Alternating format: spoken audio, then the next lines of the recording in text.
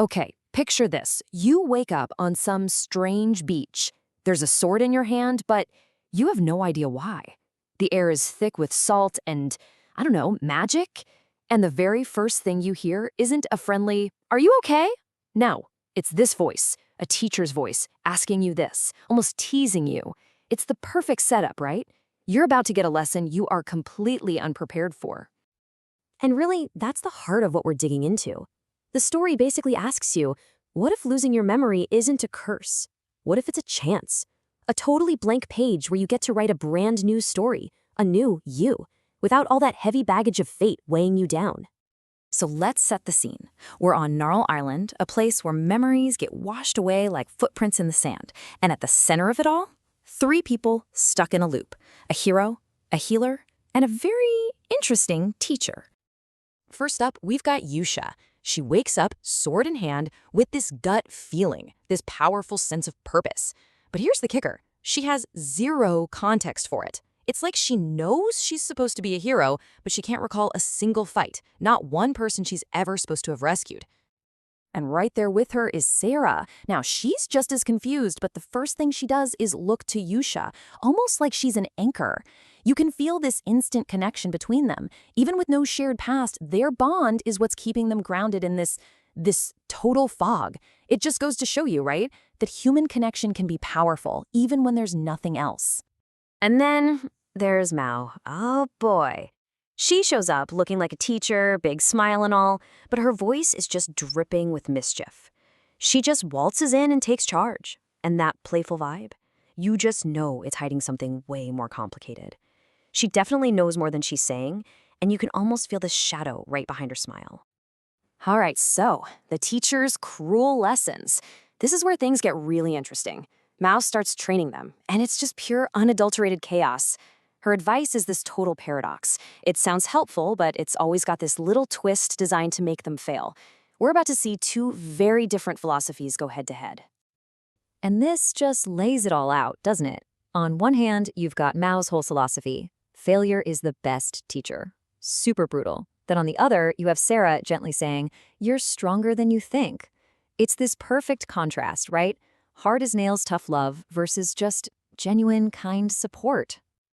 So, naturally, Yusha is just completely fed up. She's thinking, is she trying to help us or just watch us fail? And when she finally asks Mao, she gets this super cryptic answer that her goal is to do both. She actually wants to see them struggle. Why? Because she says she likes watching them change. How weird is that? But look, the real story isn't happening in Mao's crazy training sessions. It's happening in these quiet moments, beside the fire. This is where a real identity starts to form, not based on some forgotten history, but on the connection they're building right now. And this question from Yusha just hits you, right? Believe in me even when I don't know who I am? It shows how vulnerable she is. She has no past to lean on, no internal compass. Her entire sense of self is being built by how Cyrus sees her. It's such a raw plea for someone to tell her who she is. And Sarah's answer, wow, it's everything. Because I know who you are when you're with me. See, she's not talking about some past life. She's defining Yusha by what they have right now. This is the moment Yusha's new identity is born, not from destiny, but from love. But they aren't alone. In the shadows, the teacher is watching. And for just a second, that mischievous mask slips. She feels this strange ache. Is it jealousy? Regret? We don't know.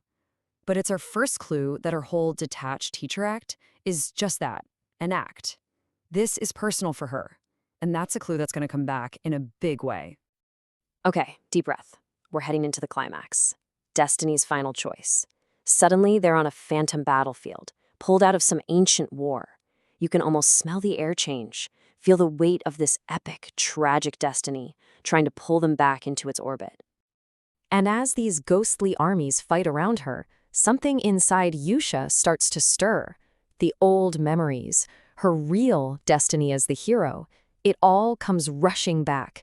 And that destiny is pushing her, telling her she has to fight, she has to destroy the enemy. The cycle is trying to restart, right inside her own head. But hold on a second. let's think about this like a classic story. The teacher is supposed to prepare the hero to fight the big bad, right? But what if the teacher is the big bad? What if the very person who's been pushing you is the one you're fated to destroy? The Demon Lord. Bam. There it is. Mao, the snarky teacher, the guide, she's the Demon Lord. She's the enemy Yusha is supposed to kill. Just let that sink in for a second. The entire training, all the cruel lessons and the failures, it was all this tragic, twisted plan to stop Yusha from becoming the hero who would kill her. Again.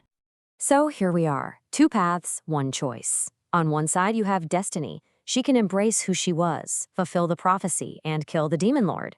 On the other side, you have Love. She can throw all that Destiny stuff in the trash and choose the person she's become with Sarah, and that means sparing her fated enemy. It's a battle between who she was told she was and who she chose to be. And in this huge, epic moment, she chooses. She lowers her blade. Not this time. Just 3 words, and she shatters centuries of fate. She's not doing it to save her enemy. She's doing it to save herself, the self she found right here with Sira. And with that choice, the whole thing just breaks. The spell that undoes fate, that decision to just say no to destiny, is the very thing that breaks the cycle.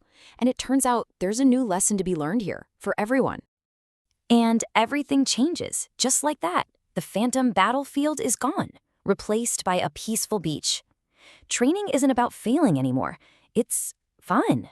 And the hero's party? It's not about some big quest. It's just them, redefined by their affection for each other, not by duty. And the final lesson comes from the most unexpected person, Mao. She's the one who says it. Perhaps love is the spell that undoes fate. The Demon Lord, the one who believed only in struggle, finally gets it. It wasn't some grand power that broke the loop. It was love, the one thing fate just couldn't predict. So that leaves us with one final question for you. If you found out your story was already written, that you were heading for a specific ending, would you dare to turn the page? Would you have the guts to choose the people you love right now over some grand destiny you were handed? It's a big question, and a good reminder that, in the end, we're the ones holding the pen.